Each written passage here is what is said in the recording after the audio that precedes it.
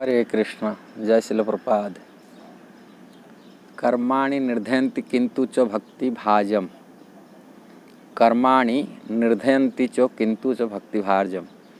ब्रह्म संगीता में ब्रह्मा जी बोलते हैं, यदि भगवान की कोई भक्ति करता है, गोविंद जी की भक्ति करता है, उनकी सारी कर्म बंधन को खत्म हो जाता, भस्मसात कर लेता है।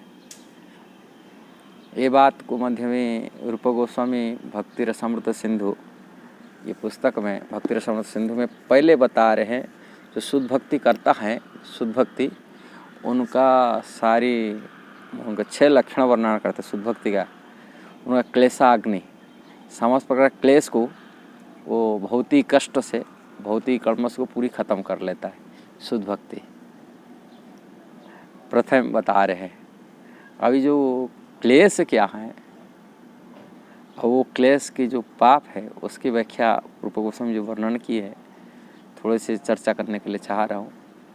और भक्ति करने से होता है, शुद्ध भक्ति करने से होगा, किंतु वो पाप कलमश कैसा है उसके ऊपर रूप गोस्वामी 2 प्रकार प्रमुख है। एक है प्रारब्ध, एक अपराब्ध। प्रारब्ध जो हम लोग भोग रहे हैं, जो हमको कष्ट मिल रहा है संसार में, जो दुख मिल रहा है, वर्तमान जो कलमश है, वर्तमान जो प्रेजेंट कलमश से मिल रहा है, हमको जो तकलीफ मिल रहा है, इसको प्रारब्ध कहा जाता है। ये पिछला जीवन में किया गया कर्म और इसी जीवन में जो फलीभूत होता है उसको प्रारब्ध कहा जाता है। प्रारब्ध जो हमको सुख दुख हानि लाभ मान अपमान धन संपत्ति, ये प्रारब्ध से मिलता है, बोलते कहते हैं।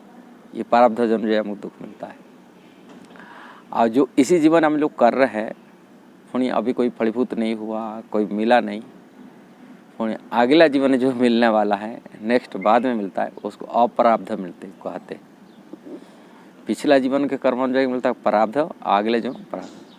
और उसको थोड़ा सी डिटेल करते हुए रूप गोस्वामी पद्म पुराण के श्लोक को कोट करते हैं।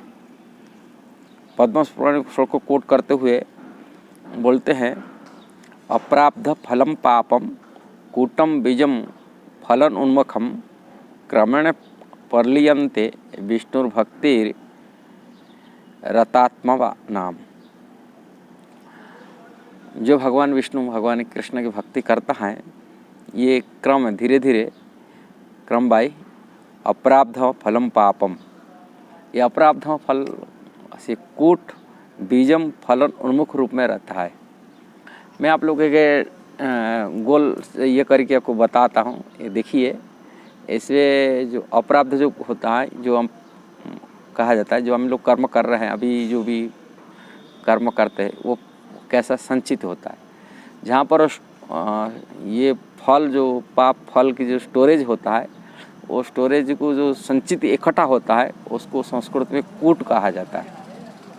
कूट माने स्टोरेज, माने इकट्ठा होना, इसके वो कूड़ा जैसे होता है, जम जाता है, का पाप का कूड़ा जम रहा है, और वो कूड़ा तो स्टोर में रहता है। और ये बीज रूप में जो नेक्स्ट जन्म लेते हैं हम लोग, दूसरी बार जन्म होते हैं, वो बीज रूप में अंदर में रहता है।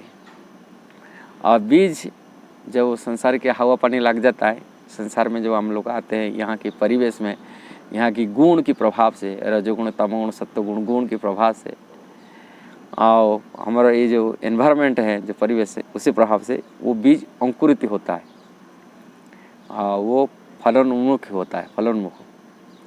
फोन ये प्रतिफलित जो हो जाता है उसको अपराब्ध कहा जाता है। अगले अभी कुछ नहीं हुआ, हमें जो पाप के फल को जो प्राप्त माने जो भोग रहे तो उसको तो प्रारब्ध कहते हैं। जो भोगते नहीं हैं और भोगने वाला है, वो अपराब्ध कहा जाता है। और वो इसी प्रकार स्टेज में रहता है, कूट के समय रहता है, बीज रूप में रहता है, और फलन उन्मुख रूप में रहता है। ये सभी जो प्रकार पाप को, वो सभी भगवान कृष्ण की भक्ति करने से वो सब नष्ट हो जाता है। ये बात भगवान श्री कृष्ण उद्धव जी को 11 स्कंद भागवत में बता रहे हैं। उद्धव जी को उपदेश देते हुए कहते हैं, यथाग्नि अस्तुष समृद्ध अर्ची करोति एधांसी भस्मसात तथा मत विषया भक्ति उद्धव एनांसी कृत्मसात यथाग्नि, जिस पर अग्नि समूले, आरसी माने बहा बने पूरा जैसा दावाग्नि लगता है ना, आग लगता है जंगल में जैसा आग लग जाता है, ऐसे अग्नि धधकते आग जो लगता है जलने वाला आग, जिस पर का धधकते आग करता है, क्या करता है, पूरा ईंधन को जैसे ही छोटे आग भी थोड़े हो बड़ा हो पूरा जितना कोई पहाड़ जैसा ही सूखे घास रख दीजिए, पहाड़ जैसे नाले नहीं तो कोई विशाल तालाब हो कि पेट्रोल डाल दीजिए, पेट्रोल रख लीजिए, अग्नि जाएगा तो पेट्रोल को पूरा जला देगा। अब विशाल पहाड़ जैसा रखो ना, इतनी बड़ी पहाड़ जैसा ही सुमेरु पर्वत जैसा ही इतनी सूखा हुआ घास कैसा जला सकता, तो अग्नि है वो जला देगा सूखा हुआ घास। जिस प्रकार ये घासमसात पूरा ईंधन को जलाता है, अग्नि धधकता आग जैसे जला देता है, ऐसे भगवान बोलते मेरा जो उनकी कृष्ण की भक्ति है वो सब प्रकार की जैसे ईंधन को जलाता है, ऐसे ही भगवान की भक्ति समस्त प्रकार पाप से कूट भी रूप में रहे, बीज रूप में रहे, कि उन पाप की उन्मुख रूप में रहे, कि अपराध है, कि वर्तमान प्रेजेंट में प्राप्त है, वो सभी प्रकार पाप को, सब प्रकार पापमय जीवन को वो सब भस्मसात कर लेता है, नष्ट कर देता है।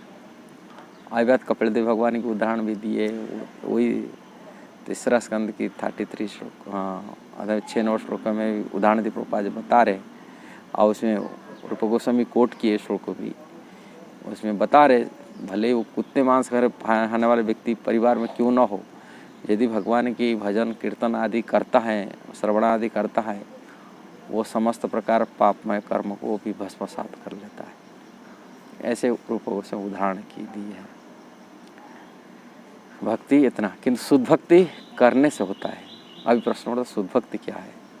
शुद्ध भक्ति जो भगवान श्री कृष्ण की प्रीति के लिए किया जाता है, अपने के लिए नहीं, इंद्रिय तृप्ति के लिए नहीं, कि अपनी सुख के लिए, यीशु कर्म मिश्रा भक्ति के लिए नहीं। शुद्ध भक्ति माने निष्काम भक्ति, जैसे हम प्रार्थना करते हैं, मंत्र न क्रिया न भक्ति न जनार्दन जत पूजित होते या परिपूर्ण होते, कृष्ण को अर्पण कर लिए सारी, वो भक्ति जो भक्ति करते हैं वो भगवान के सर्व प्रकार पाप को खत्म कर देता है।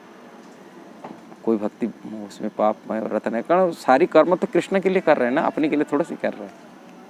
अपने के लिए करेंगे तो फल मिलता है अपने को, और जो कृष्ण के लिए सब कुछ करते हैं, अपने के लिए कुछ नहीं है, कृष्ण के लिए पूरी समर्पित हो जाते, कृष्ण के लिए सब कुछ करते हैं, तभी वो सब प्रकार पाप से वो मुक्त करा देता है। इसलिए शुद्ध भक्ति को जानकारी मैं पहले वीडियो में दिया हूँ, और भी आगे वीडियो बताऊँगा जो शुद्ध भक्ति की डिटेल क्लियर थोड़ा चर्चा भी करूँगा, और ज़रूर इसको पूरी तरह देखना आगे भी। और यदि आपको अच्छा लगा ज़रूर शेयर करना, सब्सक्राइब करना और लाइक कमेंट भी देना। हरे कृष्णा, जय श्री प्रभुपाद।